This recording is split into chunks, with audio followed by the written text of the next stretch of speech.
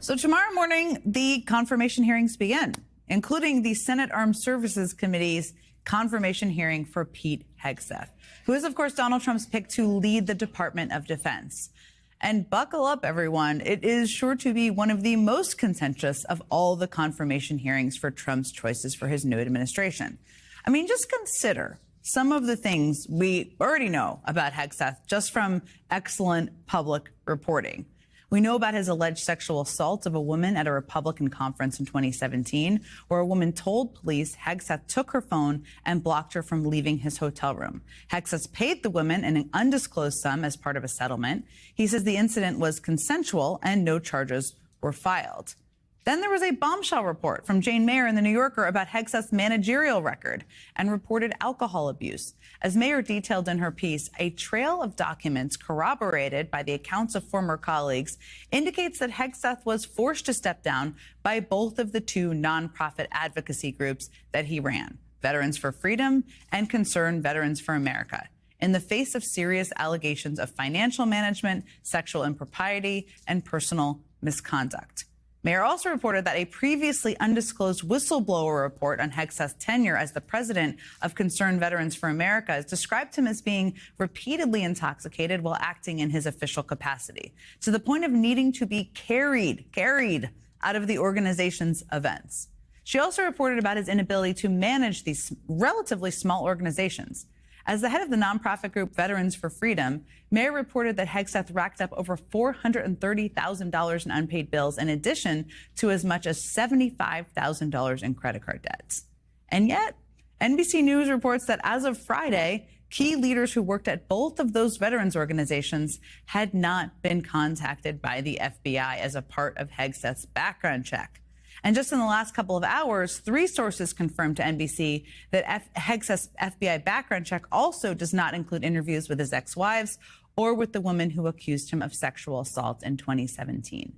To state the obvious, that does not sound like a particularly thorough background check for the person who is going to lead the Defense Department potentially.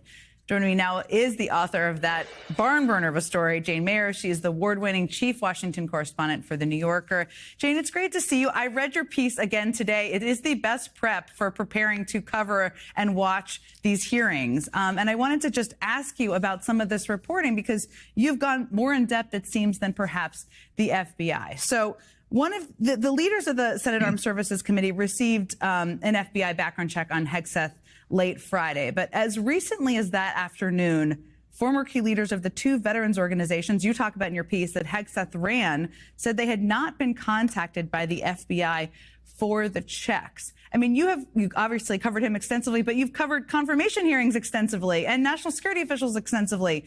Does that surprise you? And what could they have learned if they'd contacted them? Well, thanks so much.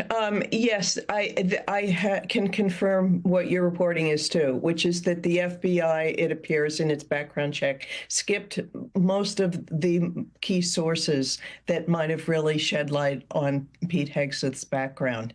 You have to, has this happened before? It has happened. I think anybody who watched the Kavanaugh hearings will remember there was sort of a similar situation there. And in both cases, the FBI has decided for these background checks to regard the administration, that is the Trump administration in both cases, the incoming one now, as the client. And the transitions for Trump basically directed the background investigation. And so I guess, is it surprising? I mean, basically, it seems that they've done something of a whitewash, and the senators will not be able to hear from a number of key sources.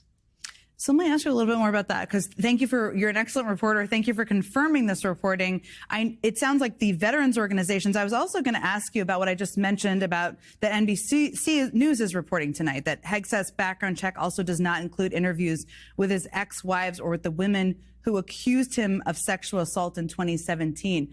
Do you know from your reporting if the FBI has contacted them or reached out to them at all? We have a forthcoming story on this. I hope it'll be out very soon. But we have much the same information that the woman who filed a rape claim against Pete Hegseth was not, as far as I've been able to determine, even interviewed by the FBI. Not only that, but many of these, I mean, set aside the FBI report, many of these potential witnesses reached out to try, through intermediaries, to try to speak to Republican senators whose votes are the most crucial here, because the Democrats are likely to vote against Hegseth, but they tried to reach out to some of the Republican senators, and the Republican senators have declined to meet with several of these key sources themselves.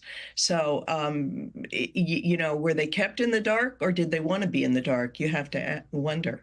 That is pretty significant. I just want to pause on what you just said for a moment. We'll all be watching for your story, but these women tell you a lot about the character of a person who is about to potentially serve as the Secretary of Defense. I think maybe we'll learn more from your reporting if they were contacted, if they were willing. We'll all wait for it. Let me ask you something else. There has been a huge push by Trump and his allies to, of course, get Hegseth confirmed. This was a bit of a turnaround after Senator Ernst gave what wasn't a satisfactory answer to them in an answer to a question in the hallway.